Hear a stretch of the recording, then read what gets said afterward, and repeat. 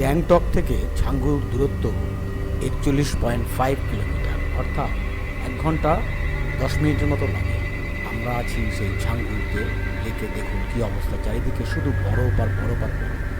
যে লেকটা আছে, লেকের কিছু অংশ জল বরফ হয়ে গেছে, দেখা যাচ্ছে সাদা, দেখতে পাচ্ছেন।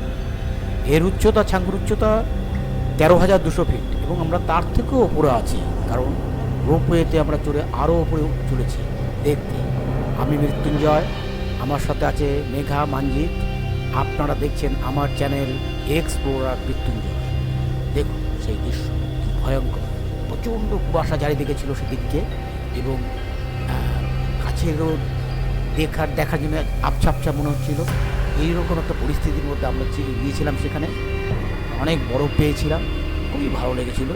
একটা ভয়ের ভাব ছিল সেই ভালো লাগার মধ্যে, সেটাই আপনাদেরকে বলতে চাইছি। অসাধারণ অসাধারণ, দেখুন কি সাংঘাতিক।